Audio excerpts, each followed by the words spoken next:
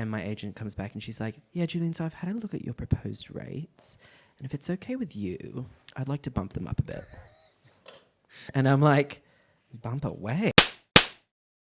All right, mate. Welcome to the podcast. Thank you. Thanks for coming on. Why don't you give everyone a quick intro who you are and where you come from? Hello. My name is Julian Sewell, and I'm based here in Auckland. Cool. Well, firstly, like I said off camera, I want to take us back to when this content journey started. So when did this content creation and characters and all this world start from? I was 13. Yeah, really, that long ago. I had my own YouTube channel. Love it. Yes. Okay. This is like, we're talking olden days of YouTube, right? Yeah, so yeah. like What 2008, 2009. Oh, okay, so real early days. Like way Yeah. back. And there was like an Aussie, there was quite a few that I followed, but there was an Aussie channel called, some of you might know or remember. She's still around, by the way. Community channel, Natalie Tran. She's like I know of it. Vietnamese Yeah, Australian. yeah. She was so funny. Yeah. And I was like, I want to do that. Love Because she was it. doing, and a couple of other people that I followed did similar things. Yeah. And so I created my own YouTube channel. I'm not going to tell you what it is, That's what so it good. was called. We gotta But find it. it was like, I had a bunch of costumes and wigs and stuff, and I liked playing different characters. It went absolutely nowhere. That's funny. Yeah. Nowhere, but that's kind of Yeah. where it started. I did have it, and Okay. then I stopped when I was like 15. Yeah, so you did it for a couple of years. When did you start it? I 13? started say like 13? when I was 13, 14, 15, and then I yeah. kind of just Yeah. I was just like, I realized Yeah. that my YouTube career was not going to happen. Okay. I started from scratch, Yeah. and I was also very, very young, and I had my own website and everything that my dad That's helped me so make. Good. Oh, That's so good. and then so I had that for a bit, and then Yeah. I put it to rest. Cool. I At didn't 15, want to. yeah. 15. Yeah. And I was born and raised in Hong Kong, by the way. Okay.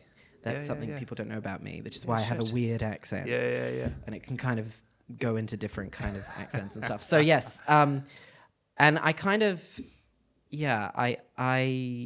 I tell people that's part of the reason why I can pick up impressions and accents and things is because I grew up in such an international city. Yeah. I went, why does my phone keep buzzing? I'm so sorry if you can hear that. I went to Australia for a bachelor's degree. Okay. And then I went back to Hong Kong, worked for a bit full time, and then I moved back to New Zealand to study a master's in writing and theatre, and I put up my own show. I wrote and co-directed it. Oh, shit. And it was really fun. Yeah. What's it called?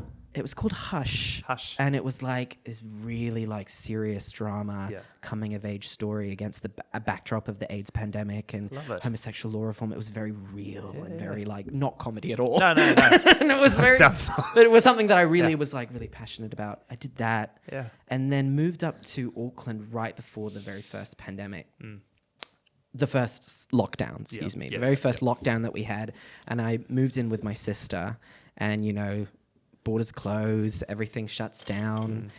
And I had TikTok. I downloaded the app like a few months before I actually started creating. Yeah. And then I started just doing this. I realized that I was just like, so it's kind of like Dub Smash. Yeah. It's kind of like Dub Smash meets Snapchat meets, Vine. Yeah.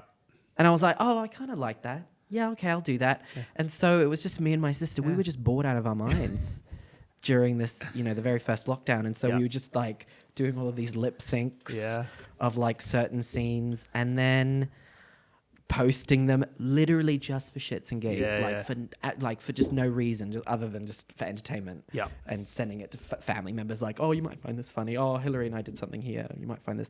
And then one of them got like over 13,000 views. But this was from someone that had like 0 followers. Yeah. And I was like, people actually like this one.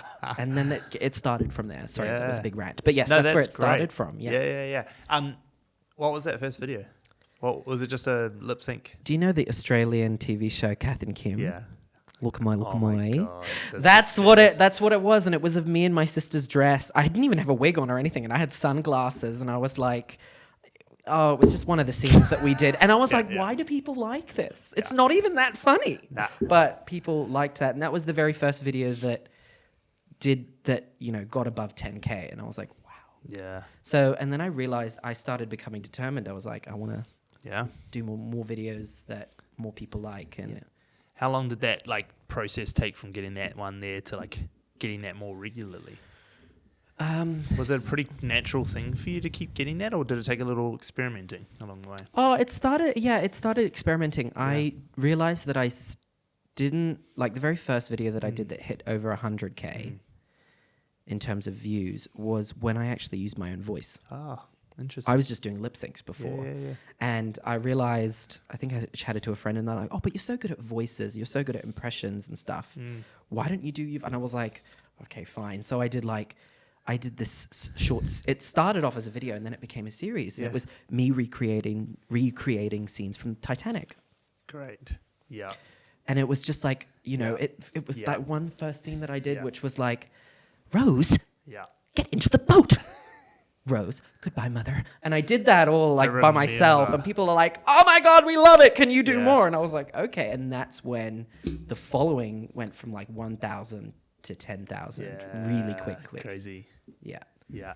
And I started then just recreating scenes from movies and recreating other things. Yeah. When was this? When was that scene? That was like mid 2020. 20. Yeah. So Yeah. pretty early in. Like- So it didn't take a long time from like lockdown to that point. Yeah, that like 10K. June 2020 was when Yeah, it was cool. like I started realizing that like, oh, I'm really determined now. Yeah. Like I want to. It's funny because like you saying that now, like even doing the voiceover, it's like I've definitely seen that video, but like didn't realize it was you because like you watch people Yeah. back in 2020 and now you see them now and not realize it was the same person. Yes, no, that That's was funny. I do remember the videos now. Do you? Those ones, yeah. Because Yes. in 20, so I watched a lot of TikTok in 2020. Obviously, everyone did, and then I kind of stopped for a long time. Like most of 2021, I barely had TikTok open, and I didn't really get back into it till 2022, when we kind of started to jump on TikTok, and then when we hired Joni, and then that sort of snowballed. So there's like this whole like gap of like a year and a half where I just like don't know any of the TikToks. Did you just go on Instagram Reels?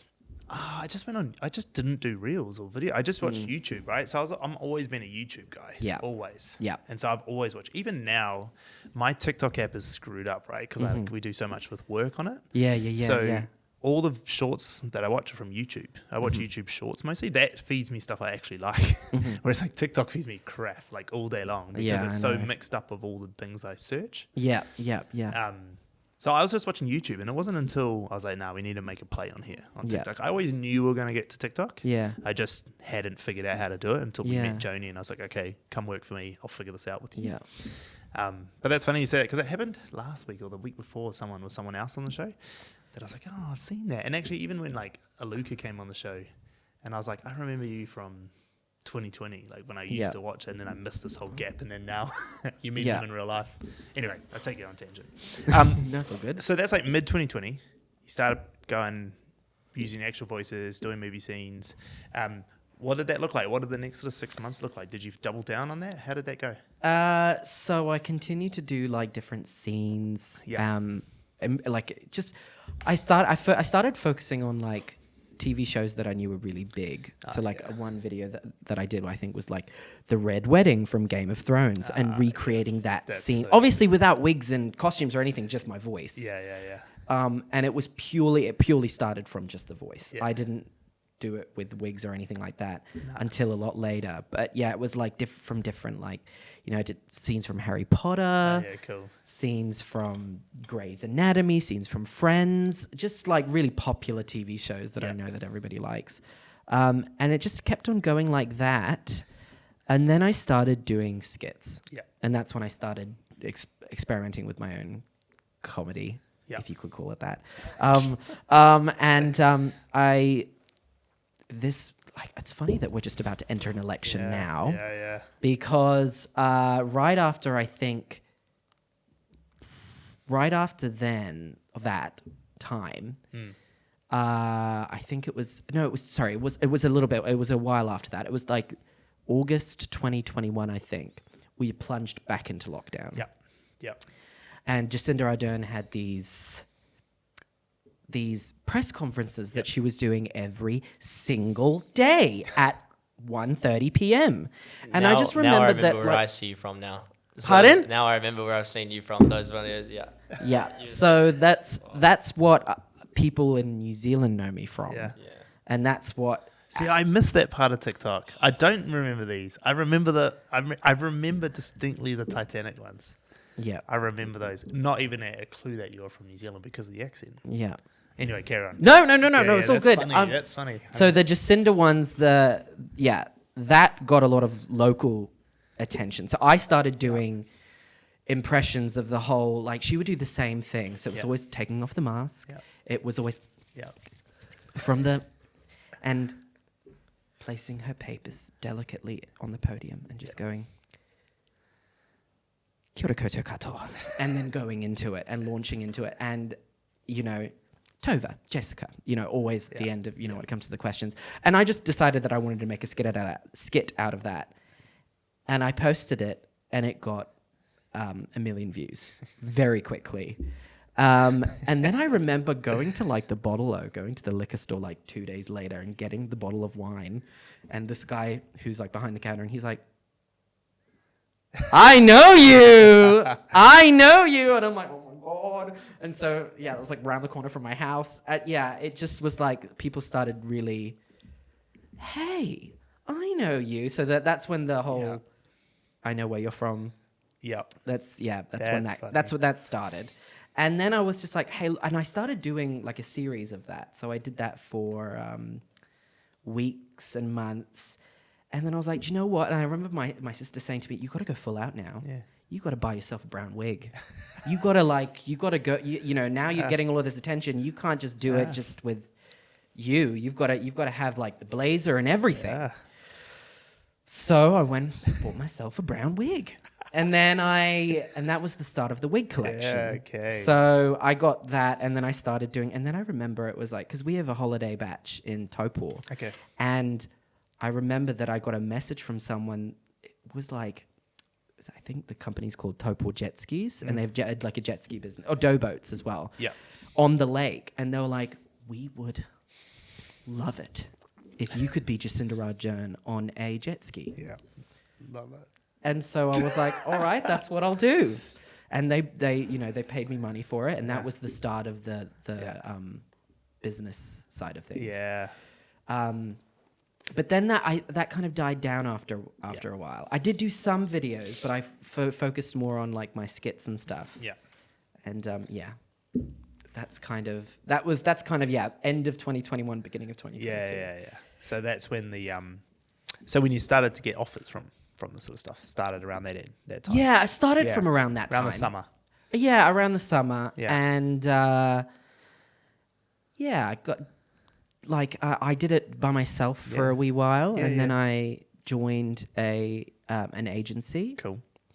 And started doing work on that. And that was by that point, I think I was around 200,000 followers. Okay. Yeah, cool. And how was that initial period, like when you, like, how was that Taupo deal, like, for you? Like, I mean, it's probably not as much as you're getting now, but like, it got over 100,000 views. But I mean, in terms of like getting paid for it, like, what was that like, getting paid for these TikToks that you were having fun making? Well, I was just like, first of all, I had never in my life thought that I would ever do this for a career. Yeah. Never. Yeah. It was just something fun, you know, and I improv'd pretty much. I mean, like, I did write some stuff down, but I more or less improv'd everything. Yeah. And this is so funny because I've never seen myself as an improv comedian. Like, the idea of doing stand-up improv comedy just freaks me out. Yeah, really? And then I realized, I think I was having a conversation with a couple of friends, and they're like, you do realize that is what you're doing. Yeah. You are making stuff up for laughs, which is improv comedy. And I'm like, I never thought of it like that. So that's what I realized I was doing. But yeah, again, the idea of starting stand up or anything freaks me out a little bit. So it's still not saying that you're keen on? I never say never, but like right now, I'm focused on what I'm doing on TikTok. So yeah, because it's quite interesting, right? Because like, this is gonna be, name's gone blank. What's the girl who did the Jacinda as well? Melanie Bracewell. Melanie Bracewell. She did stand up. She launched a whole career off those She videos. did. Like, I remember we tried to get her for a 1NZ, one of our clients, like an influencer clip that we needed for them. And like her agency was like, this is 5 figures. You want anything from this? Like, I was like, she's not that famous. Like, she's like a TikTok star who does stand up. And they were asking for like huge money. Wow. Like huge money for her. And they were like, no, this is how much she costs now. And I was like, holy shit. All right. Yeah, but she's gone on to move to Melbourne or something. Yeah. Right? She's got her own show. She's on Taskmaster. Yeah. Go Melanie. No, she's done awesome. I think it's great. So what about like does that stuff? Have you done any of that? So have you done anything outside of like TikTok and Instagram? Yeah, and driving brand deals through that process? Like, what else is the business doing? Like the business side of it, yeah. It's very exciting, but I don't want to hype it up too much because Okay. it's in the very, very early stages of development. But I've been approached by a Hollywood producer. Amazing. Which is really exciting. Cool. But again, this is very, very early on, but we're hoping to begin a project together. Cool. So a film, I'm guessing, for Hollywood, or is it Possibly a series, but we don't know yet. Great. We're still. It was very exciting. Yeah. It was through my new agency, so I have since. left the original one? I separated from that agency and I joined an agency based in North America. Ah, great. Because there was one video that I did that went absolute bonkers. Yeah. And that started off a massive. People use this word all the time. Allure, Lore, allure, like a universe from one video that I did. Yeah. Which was just me and my sister. I was like, I had this idea for TikTok. I was like, I would love to do like a little kind of like short 1 minute clip of like different Hollywood actresses, sitting in their chairs, and the camera zooming into their faces when their names get called out. And I thought, that'll just be really funny and that'd be really cute. And then I remember my sister was like, wait, when is the Oscars? And I was like, oh my God, it's on Sunday. It was a Friday night. I was like, we have to do this now. Yeah. We have to do this now. Yeah. Did the whole thing. I went to sleep. I woke up at 7 a.m. and it had 3 million views. And I don't think I've ever, and that was posted very late at night. Yeah. And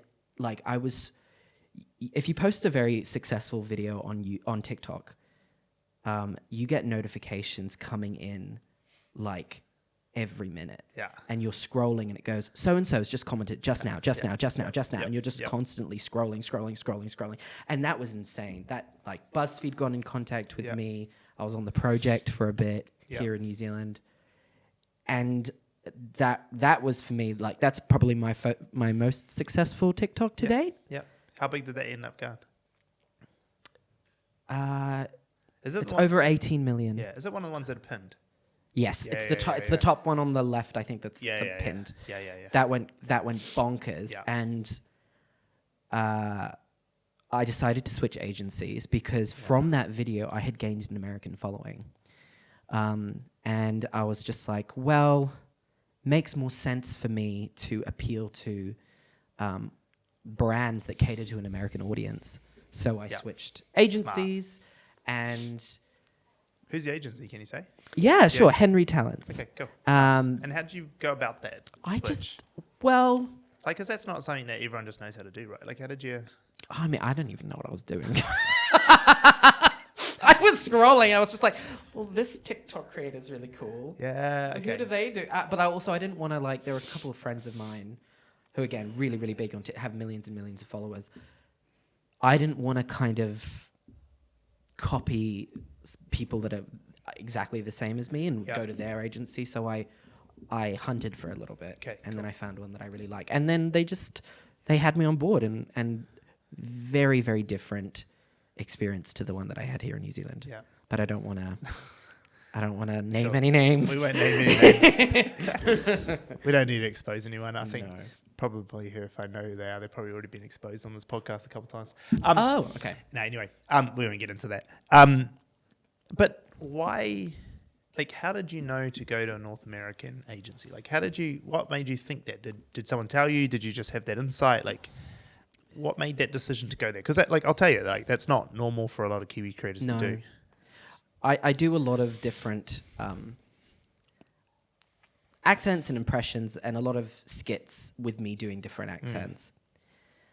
I started, after that Oscar video went viral, I started exploring different scenes with these characters who are all Hollywood actresses and they all spoke like that.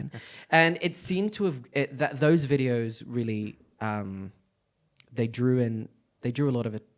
got a lot of attention from Americans. And I would check the analytics of the video and it was just like massive American following. And I started speaking to my partner about it and he's just like, well, you know that the United States has a population that is so much bigger than New Zealand. Yeah. So much bigger. And it's not that I have any disrespect for this country or whatever that I love to call home. It was just that I started shifting more, leaning towards more of an American focus. Yeah. In terms of my content. And so, because it's just me taking the piss out of Hollywood. Like, that's what I do. Film tropes, media stereotypes, a lot of taking the piss out of Hollywood. Yeah. Because it's so ridiculous. Yeah.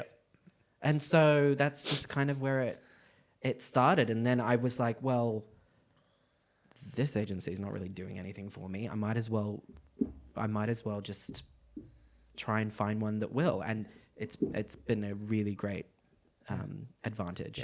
Yeah.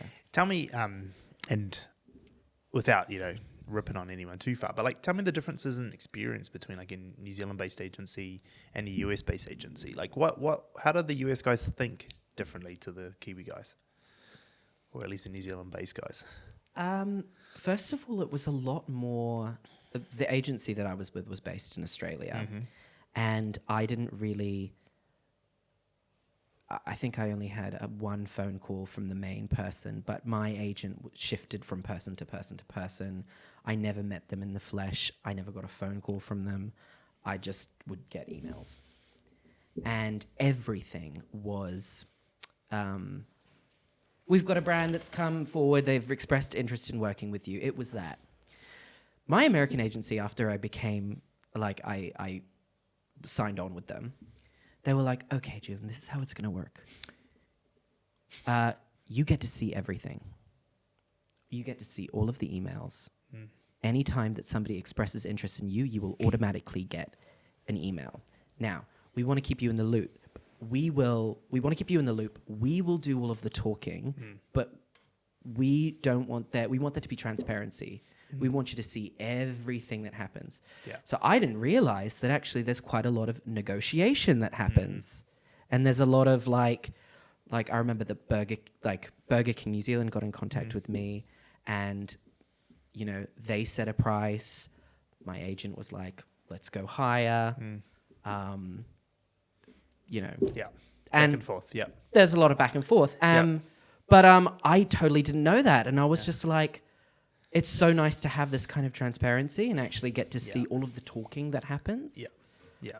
That's cool. That's actually really interesting to hear because when we talk to a lot of creators, it's like a thing they have no insight on in New Zealand. Like, and actually, even when I've talked to agencies here, not all of them. I should be careful here. It's not all of them are like that, but there's like this need to keep everyone in the dark all the time that they have.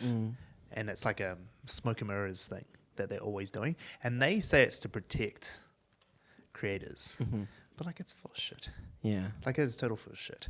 Because actually, like, the more transparency, like, you think about creators, like, if you know that your people out there going out there to bat for you and doing what they can and you can see it, you're only going to have more respect for them, right? Of course you are. Yeah. Because you're like, oh, you've got my best interest. You're not just accepting any lowball offer that comes my way. You're actually fighting for the best for me. And also, it felt more like this kind of like whānau environment with the American agency. Because they're like, we're like family here. We always like video call each other. to check in with each other every now and then. There was like hardly any checking in on the Yeah. previous agency that I had because it was so big. Yeah. And this one, it's just like, you know, we understand that for a lot of our creators, it's their only source of income. So we make an effort. And they did a really good job of earning my trust. Cool. That's great. and I just love them. Like Yeah. I you know, text her whenever I can. Yeah. I'm hoping to actually see her later this year, Cool. meet her in person, which Awesome. will be great. Yeah. She's based in Toronto. Cool. Yeah, it's actually just been a breath of fresh air, and it's nice being able to see everything, and also your agent, you know, provides you with a lot of work opportunities, but also they're almost a little bit like your manager in a certain way. Well, at least this new one is. Yeah. And I would ask her advice on certain things, going like, can I ask your advice on doing merch? Can I ask your advice on doing this? And she's just like, oh, absolutely. This is something that we should invest in. You know, a PR person got in contact with me, a really prominent PR person got in contact with me. And I'm like, I don't actually know. And so she's just like, let me tell you, this is what they want. You know, the Hollywood producer, when he got in contact with me, he called me and it was so exciting. It was so exciting. But I actually didn't know what he wanted. I was like, is it a film? Is it a series? Because he was really excited and so was I. But I was a little bit like unclear. Whereas like he then got hopped on a call with my agent, and my agent goes, so this is what he wants. He's the dot connector. He will actually connect you to different. You know, he will sell your show to different like streaming services, possibly. So it was all this clarity that I was given, and I was like, that I can really thank my agent for. So happy that I made this decision. That's great. Yeah, that's great. You just don't hear about that enough here. Well, look, there's a few agencies in New Zealand who, I mean, they got prominent enough people. They're big enough, legitimate organisations that can do this. Yeah. But there's very few of them. So a lot of Kiwi creators are like running in blind and have no concept of it. What about like in terms of the value that you were, I guess, sold for, I suppose, let's put it that way. Like when brand deals are coming in, like did it have a impact on the amount you're getting paid for deals, or did that sort of stay roughly the same way? Or was there an increase once the North American guys took on board? A huge increase. Yeah. I don't want to talk numbers. No, you don't have to talk numbers. But it was like percentage wise. So, well, for example, like I'll tell you something that Yeah. I'm happy with. I'm happy disclosing. Yeah. Was that I originally went to my agent, and I think for my the agency here, or sorry, the agent in Australia that I was with, I was like, let you know, 1,000 New Zealand dollars for, you know, somebody with a following of 200 to 300,000. I was like, that seems fairly reasonable. Yeah, I'm going to put that down. So I then like did the calculation, and that was like, I think 800 US. And so when they were like, Julian, please send over your rates, your proposed rates, I was like, let me do like roughly $800 US, which was, I think, $1,200 New Zealand. So I upped it ever so slightly. And my agent comes back and she's like, yeah, Julian, so I've had a look at your proposed rates, and if it's okay with you, I'd like to bump them up a bit. Like, are you serious? Yeah. Are you serious? I've never been paid that much money ever.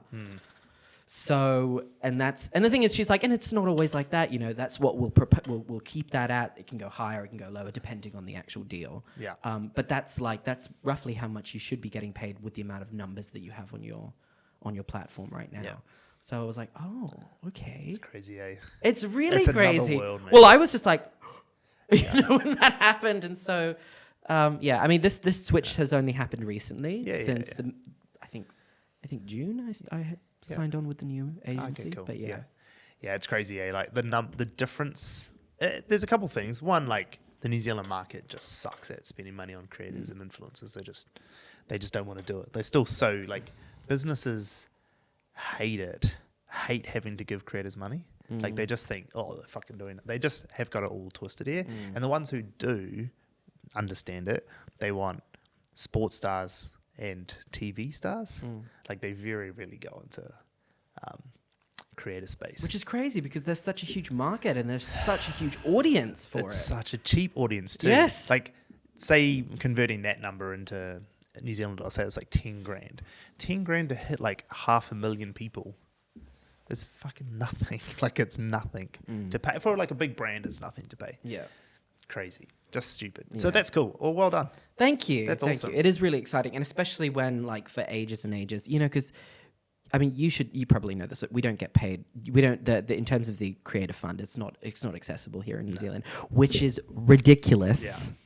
By the way, So stupid. sorry, didn't mean to. But I am. No, but it I'm is. frustrated. Yeah, it is like, frustrated. There is brilliant content Yeah. here, and really talent. Like you know, so many talented creators, Yeah. and they deserve financial recognition. And so, yeah, once I signed on with this new American agency, I was just so thankful that they could give me all of this support. Yeah. Do you think you'd ever go there? It's funny you should say that. This is not new information, by the way. Nah, so it's not no. okay. We're not dropping it exclusive. No, so my partner is. Have you ever watched a program in New Zealand called One News? Yeah. So my partner is a reporter on the news. Cool.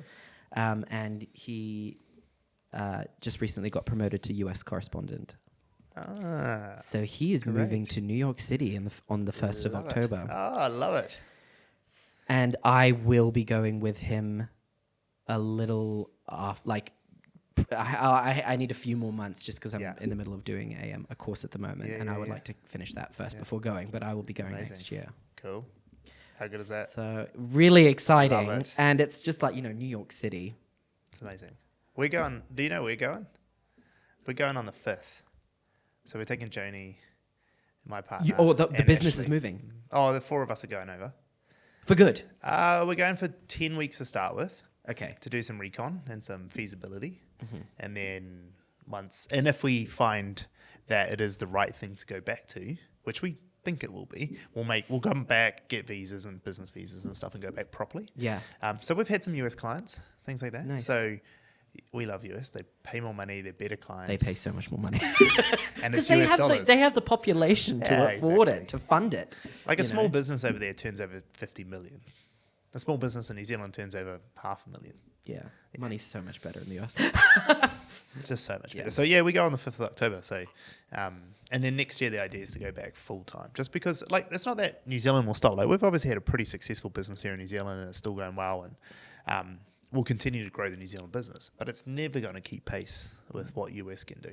You know. So when are you guys going over first initially? 5th of October we fly. Nice. Because I'm the first trip that I'm taking will be for a month from the 20th of December to the 20th of January. Ah, yeah, cool.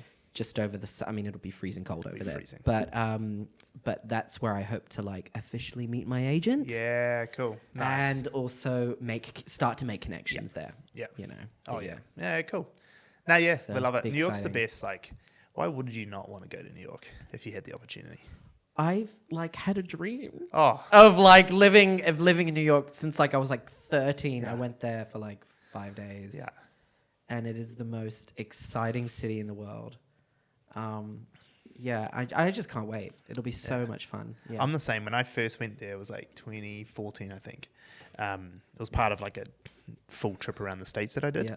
And I remember arriving at JFK at like 11 at night. By the time I got to my hotel, which was just off Times Square, it was like, I don't know, just after midnight. And there was like, got to be like 1 million people on the street. I was like, fuck, I'm home. Like, this is the best Yeah. thing ever. Yeah. You know, and like for lots of people, like, probably even for like Connor, like that's like his worst nightmare maybe. But like for me, it was like the best thing. Like it was just so packed and so many people. The energy was crazy. I ended up like, have you heard of PDT, the Please Don't Tell, the bar in New York? No. You should definitely try go. So there's a hot dog place called Criff Dogs. Okay. And it's in East Village, Lower East Village. It's like this grungy hot dog place. Like looks shit. It's like the size of this room. But you go in and there's a telephone box on the left-hand side, and you open up the telephone box, pick up the telephone, and they're like, reservation, and you say your name, and then the back door of the phone box opens up, and they ask for your ID, and you give them your ID, and then they shut the door on you. And then they once they confirm your reservation, they open up, and they're like, oh, It's a welcome. speakeasy. They welcome Mr. Henry, and they bring you in, and it's sitting room only. There's like 20 seats. And it's like so hard to get it. Like most people won't get a reservation. And I was staying at the Intercon at the time because I used to work for Intercon hotels. Yeah. And so the concierge, like they like, don't worry, we know people. So they got us in. But like it's so hard to get in, but it's so cool. Like, And so anyway, I sat there all night and I was talking to the owner, or I think it was the owner. I was talking to one of the heads of it. And I was like, bro, I want to move to New York. Like, this is what I want to do. I want to move here. I don't care. I'm going to run away to circuits. Like, what do I need to do? And I was like, 2014. So it must have been like 27 at the time or something like that. And he was like, just come back on a 3-month visa on your ESTA and just work in the bar and you'll get tips. Because the tips are like $6-7 a drink and you'll make 100 drinks a day. Yeah. And so you'll make heaps. He's like, I don't need to pay you nothing. And then you can help me. Because I used to run hotels and been very full of it. He's like, you can help me with the business. And so anyway, I was like, fuck it, I'm moving. So I did the whole trip. I flew back to work. I walked into my boss's office and like ready to quit. And then they like dangled this carrot in front of me, which was like a $30,000 promotion. No moved to Sydney. Oh. It was like this whole thing. And I was like, oh, fuck. And I ended up taking that because I was like, you know. You're closer to home as well, you know. Yeah. And so, but ever since that day, I was like, nah, I got to fight my way back to get back to New York. Well, now so you can go back. This is it. That's what we're doing. Yeah, that's awesome. Tell me about New York then. What would be the dream for New York? Like, obviously this production, if it goes ahead, is going to be awesome. But like, what does life in New York look like for you? I guess just a lot more work opportunities. And, you know, I've built this following now that I'm super, super proud of. And I think just being able to... Yeah, I mean, look, I still have questions about what it is that I really want to do, whether, you know, I want to have my own show or I want to do stand-up comedy, which I'm still a little bit skeptical about. But It's a city for it. It is. And it's, like, yeah, it's just, you know, being able to appeal to that audience and to that community of people. Yeah. Just... is something that I feel like I've always loved American humor. My partner's the complete opposite. He loves British humor. Oh, yeah. We clash on humor. I think what he likes is stupid. Yeah. He thinks what I like is stupid, but we can both respect that we've got different senses of humor. Yeah. But yeah, sorry, let me take that back. I don't think he thinks it's stupid. Anyway. But yeah, like I just think work opportunities would be so much better. What do you think, like from a long-term perspective, like what do you see this career going? What would be for you, like, I don't know if it's a pinnacle, but it's a pinnacle right now for you to be like, this would be awesome if I could get this to happen? I mean, there is a British comedian called Catherine Tate. Yep. And she had her own show where she played different characters and stuff. Yep. Loved it. Chris Lilly's done the same in Australia. I'd love to do something like that, like a mockumentary. Cool. Yeah. Or, you know, just, I love making people laugh. Like, I really do. I think live shows, you know, I've done theatre ever since I was little, and I've acted on stage many, many, many, many times. So I don't know if that is, you know, is a possibility. I could do something like that. I just think that now that I've made the decision to move overseas, where I am going to be, you know, in cities like New York and LA, there could be a possibility for me to start like a series or possibly a movie, or for maybe my characters that I've created to be in other projects. Yeah, that kind of thing. Yeah, you know, like, you know, Barry Humphries was Australian legend that passed away this year, and Dame Edna Everage is like such an icon. And if I could do something like that for one of my characters, you know, I have a character called Paloma Diamond that's very popular in the States and elsewhere. You know, if someone like her could just go on living eternally in other works of art, that would be really cool. That's cool, eh? Yeah. I love that. That's cool. I love that sort of stuff. I love people who play characters all the time, like the people that you said, and Sasha. I always screw up his name, Baron Cohen or whatever. I always screw up his name. But even like Philomena Kunk on Britain and stuff like her ones. What's her real name? That's not a real name, eh? What's her real name? Who? Philomena? Yeah, that's not a real name, eh? No. Whose? Philomena Kunk. You know Kunk on Britain? Have you watched that? No. Oh, you'd love it. Can you just put Kunk on Britain up in the search? You would have seen it. She blew up. She was like a BBC mockumentary. Is with Sacha Baron Cohen. Nah. But she's kind of like that idea where she's brought this character to life, Philomena Kunk. Have you seen her? Oh yes, I know What's her real name? She was off. Yes. No, she's like, the Egyptians believed the most significant thing you could do in your life was die. Yeah. I love her. That these sorts of people What who is her have name? taken. Yeah, I can't remember. Philomena. Philomena. No, Kunk that's is the her character. name. Ah, I'm pretty okay. sure it's not a real name. These sorts of people who are doing this sort of stuff, all the people that you said, all this sort of stuff, like Yeah, I love that it. kind of stuff. It's like my favorite type of comedy. Yeah, I love it. Especially when they bring a character to life, but then no one knows that they're not real. Like this, like when she first bought this, like people didn't realize she was playing a character. People have that with my stuff. Yeah, did they really? Yes, because I'm clearly a man with a beard in a wig. Are you kidding? But no, like they thought that I was taking the piss out of a famous actress called Paloma Diamond. They thought that she was an actress. Like one of the top comments is, I googled who Paloma Diamond was, and she didn't come up, and I'm like, oh my god, guys, she's fake. I made that character. You have to start Wikipedia page. I should. You have to start Wikipedia pages for everyone of your characters. That is so funny. I should. That's so funny that Yeah. they think that. And I need to make more characters. I mean, I do have a handful. Yeah. But yes, I need to start thinking. When you get brand deals and things like that, did they ever like call for a specific character?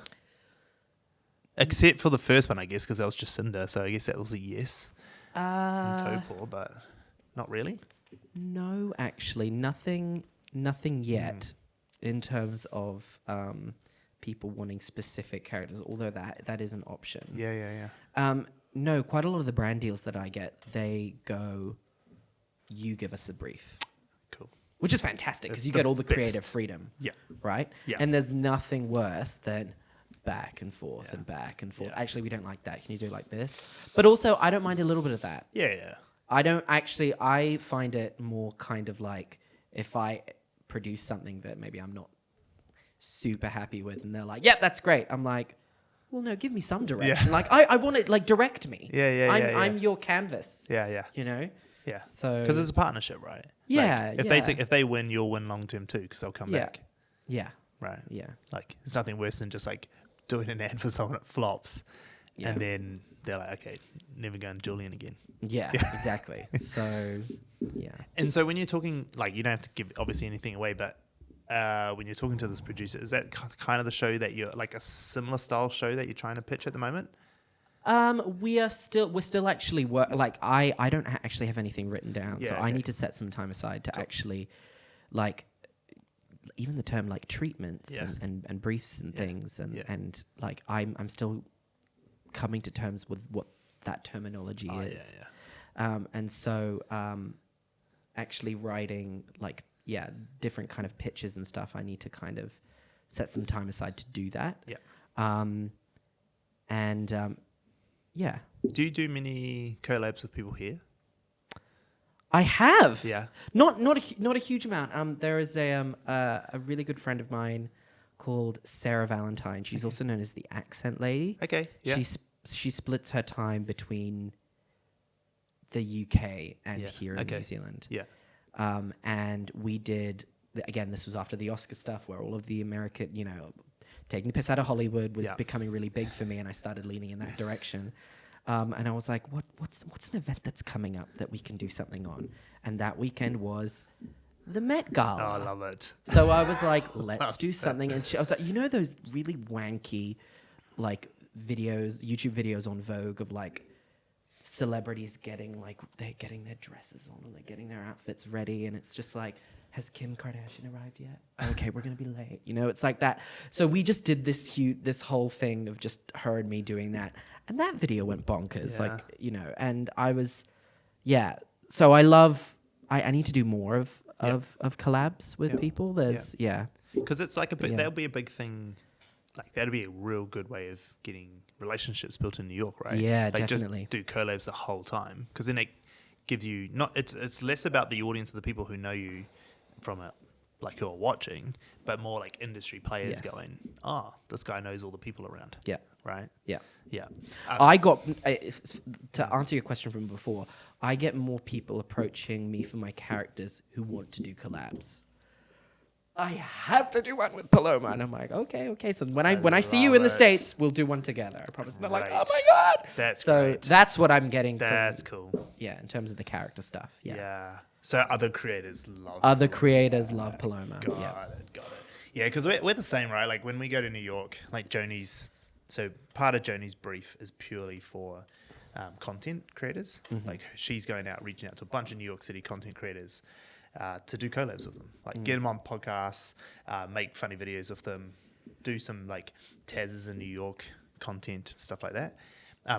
But we find that like talking to, like even this podcast, right? Like doing this podcast with all the creators in New Zealand, it's less about the views and things we get and all that, and more about that like we're now inside this, like quite firmly put ourselves inside a world of creators, and that there has opened up heaps of doors.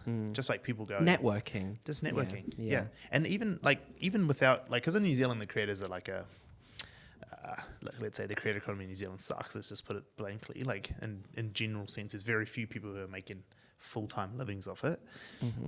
So it's less about going, oh, look, I'm networking with all these creators and that makes me money. That's not it. It's just that the businesses that want to work with us go, oh, you know all the creators around. We should do business together. Yeah. You know, and even that has been good for us.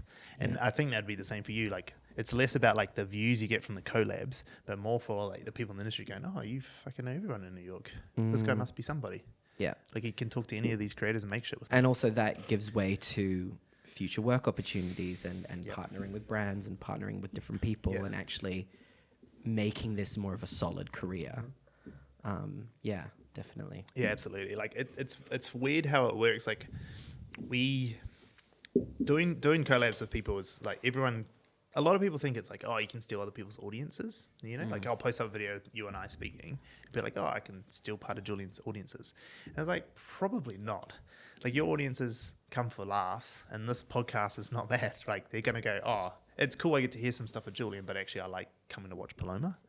And so you know the way the algorithm works, it's not going to keep showing it to them because they're going to get bored of it. It's not what they came for. Yeah, and I also find that you've also part of marketing yourself on as a content creator on your platform is you have to try your best to stick to your niche, because I have thoughts and ideas and opinions about the world, and sometimes I'm like, I want to vent out my frustration. And every time that I'm thinking about doing that, my partner goes, no, you will lose a whole bunch of your audience. Yeah. You know, you have to give them what they want. Yeah. If you want to do like, have like a little side account on the side where you post personal videos or cooking videos or whatever, you can do that, but keep that on another platform. Because I did one political video. No, but it wasn't even that political. Okay. It was like, it was like me talking, like venting my frustrations out on I don't even remember what it was, but it was on something, and I just got a whole bunch of people going like, how dare you think like that? Blah, blah, blah, blah, blah. And I was like, oh my God, I've gotten onto the wrong side of TikTok now. Deleted that video. I'm never making any of those again. But I'm happy with just sticking to comedy because it's what brings people together. And also, it is a comedy account. It's real hard to take like a personal comedy account and then transition into someone who like talks about, you know, any sort of hot topic in a more serious way. Like, I do think you could have two very different profiles. At one, you could do anything. And some people have done that, and they're doing that that's still. fine. Yeah. And I also think like if you don't have a niche and your niche is just you, then you can do whatever. You can do whatever you then want. You can do whatever. Absolutely. Like, then it doesn't matter. Yeah. Like my channel, not that we like go real hard on it, but like I can do anything on that channel. It doesn't matter. You can jump but with the attention seeker one, like we got to play the characters. Like they've all got to play their part. They've all got to do their things. Otherwise, like you put anything in there that's more serious, and people are like, what the fuck's this shit? Yeah. Like, what are you guys doing? Get out of here. It's not what we're here for. I found that even like, because my niche, very generally speaking, it's comedy, right? But, you know, I'm a creative person. You know, I did a master's in, like I said before, you know, directing and in theatre and writing. That was part of what my master's was in. I did one video, this was a few years ago, where it was just like, it was a parody of aristocrats and period films. Very Keira Knightley, very like, you know, it was, you know, the whole like smoking, going like, you going to the party this evening? Yes, you know. It was all just like very, very nuanced and very kind of, and then people loved that so much that I made that into a series. Yeah. And then it almost kind of didn't become funny anymore. Yeah. It became more, I mean, it was funny, but it became more serious. And I started going like, this is more of like a drama series. I've made my own period drama series. And like making it really, really like dramatic and stuff. And and again, I'm like portraying women. I'm not shaving my beard off. I'm portraying these like aristocratic women dealing with these very serious problems back in, you know, 1800s. Yeah. And everyone's just like, I want to know what happened. Like, what happens next? And they become so invested that I'm like, I don't even know if what I'm doing is considered comedy anymore. It's not even comedy. I mean, yes, maybe it's a little bit funny, but people are more invested in the actual drama of the series that I realized, you know, and I use music and everything and costumes and it becomes more of a production. Yeah. And I love that as well. But like sometimes I'm realizing that my niches can kind of shift as well, that I'm doing these, maybe because it's such a parody, it's almost more engaging than it is funny. It's more like I want to know what happens next. Yeah. Because I've created these storylines. Yeah, I love it. That's so good. Tell me, the last thing I'm going to ask you about is about actually making these TikToks. Yeah. So like, you know, you got to do a lot of dress up and there's a lot that goes into it and acting. How, is it just you who makes them? Do you have help people when you do them in terms of like post-producing and production? Most of the time, it's just me. Yeah. 20 to 25% of the time, I have someone helping out. Okay. And that's either my partner or my sister. Yeah. And they will usually hold the camera, they'll hold the phone, and I'll do it. Or they'll give me different... Like, my partner, he's a TV producer. He works a lot with, like, media, and he's got a huge understanding of, like, screen, film techniques and that kind of thing. So he'll be like, the lighting's bad, like let's do the lighting again, or you know, or do you know, they provide me direction. My sister would be like, no, that's too dramatic, do it more subtle, do it more. But I need that. I need some of the direction because I can't see that myself. Yeah. So, and quite often at times a video that I want to post up, I will send to, I have 3 older sisters. I will send to 2 of my sisters and be like, what do you think? What does it need more of? And they'll be like, that's great, send it up. Or they might be like, oh, don't post this, like change this bit. So I do get, they told me when I did my master's, like, as much as you like something, you've got to have other eyes on it. You've got to have a third eye to actually see whether it's worth posting. Because I might have something that I think is so hilarious and then be like, my sister be like, I don't get it, it's not funny. Do it again. You know, make it more dramatic, make it more funnier, make it more big. So yeah, I do have bit of a team around you. Yeah. I don't have like a manager per se, or because I've spoken to some other TikTokers who actually have someone on their team that like they pay money to, you know, write out material and ideas and stuff for them. I don't have anything like that. But I don't think I need to right now. I'm kind of happy with the process. Yeah. I mean, the idea is you give a TV show and then you have a whole team. Yeah. But I do have a collection of wigs and costumes. I love it. Just to and I feel like once you actually put the costume on and you put the wig on, you get more of the character as well because it's more immersive like that. You can actually be the character and really like get sucked into it. No, it's great. I love it. It's so much fun. I mean, you're obviously pretty natural. Well, I don't know if it's natural or you taught or whatever it is, but you're pretty good at this acting.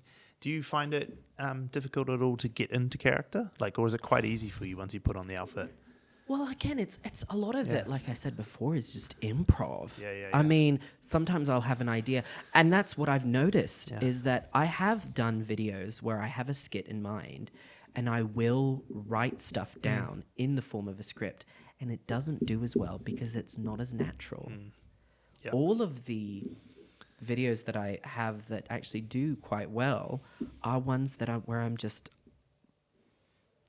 making off the stuff cuff. up. Making stuff up. Can you do one to the camera right now? What would you like me to do? Give him a situation. Shall I do a podcaster? Yeah, typical person that comes on podcast for the first time. The first time, No, or like somebody. Okay, host. So like the typical host. I'm not going to copy your like angle, but it's like there's a lot of moving the the mic around and you know like it's just a real radical like sense of like acknowledgement. Like they feel like they know so much about the universe, like very esoteric. And like, man, I just wanted to ask you, like how do you, like right now, like could you just tell me, like seriously, like how did you come up with this, man? I mean, like, 'cause that's like so cool, right? Like, I love it. I love it. It's so good. It kind of reminds me of that guy, except he's in his Tennessee accent. What's his name? Bro, you liked him, that comedian guy. He plays a redneck character, Tennessee dude.